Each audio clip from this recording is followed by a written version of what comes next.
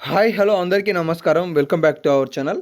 తెలంగాణ రాష్ట్రంలో రైతు భరోసా పంట పెట్టుబడి సాయం నిధులకి సంబంధించి ఈ ఏప్రిల్ నెలలో ఎన్ని ఎకరాల వరకు ప్రభుత్వం జమ చేసింది, జమ కాని వారికి ఎప్పుడు జమ కాబోతున్నాయి, అసలు ఈ 5, 10, 15 లేదంటే 20 ఎకరాలకి రైతు భరోసా జమ అయ్యే అవకాశాలు ఉన్నాయా లేవా, ఒకవేళ జమ చేస్తే ప్రభుత్వం ఎప్పుడు జమ చేయడానికి అవకాశాలు ఉన్నాయి అనే పూర్తి స్థాయి సమాచారాలతో లేటెస్ట్ అప్డేట్స్ ఏమున్నాయి అనేది ఇప్పుడు మీకు వివరించే ప్రయత్నం చేస్తాను. వీడియోని చివరి వరకు చూడండి. వీడియోకి వెళ్ళిపోయే ముందు ఒక చిన్న ప్రశ్న, మీరు ఈ వీడియోని ఏ జిల్లా నుండి చూస్తున్నారు? నల్గొండ, మహబూబ్నగర్, నిజామాబాద్, ఆదిలాబాద్, ఖమ్మం, కరీంనగర్, వరంగల్, జనగాం, తదితర ప్రాంతాల, హైదరాబాద్, సంగారెడ్డి, మేడ్చల్, ఏదైనా కూడా కింద కామెంట్ సెక్షన్లో కామెంట్ చేసి మీ సంబంధిత ఎవరైనా ఫ్రెండ్స్ కూడా ఆ జిల్లా నుంచి ఉన్నారేమో చూసుకునే ప్రయత్నం చేయండి.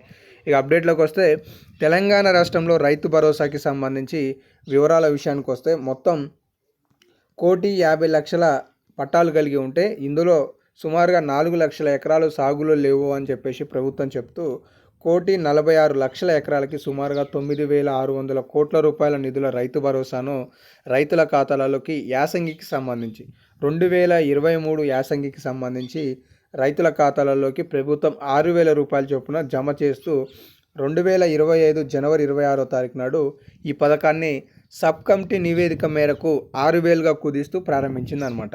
అయితే ఇప్పటి వరకు ఈ 6,000 రూపాయలు ఎన్ని ఎకరాల వాళ్ళకి జమ చేశారు? ఇప్పటి వరకు తెలంగాణ రాష్ట్రంలో 4 విడతలలో రైతు భరోసా నిధులను ప్రభుత్వం విడుదల చేసింది. మొదటి విడత అది జనవరి 26వ తారీఖు నాడు పథకాన్ని ప్రారంభించి 27వ తారీఖు నాడు పైలట్ ప్రాజెక్ట్ కింద 577 గ్రామాలకి సపరేట్గా ఇచ్చారు. ఫిబ్రవరి 5వ తారీఖు నాడు మొదటి విడత కింద ఎకరం వాళ్ళకి ఇచ్చారు, అంటే ఎకరం లోపుకి సంబంధించి.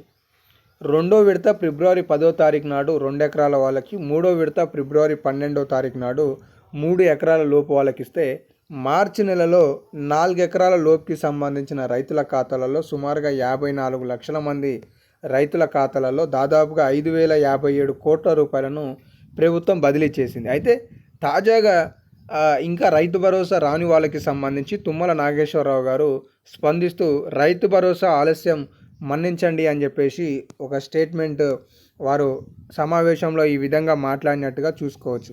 మార్చి 31లోగా ఇవ్వలేకపోయాం, మిగిలిన రైతులకు త్వరలోనే జమ చేస్తాం. మిగిలిన రైతులు అంటే ఎవరు? సాగు చేసే ప్రతి రైతు కూడా మిగిలిన రైతే అనమాట. అది 15 ఎకరాల పట్టా కానీ 20 ఎకరాల పట్టా కానీ.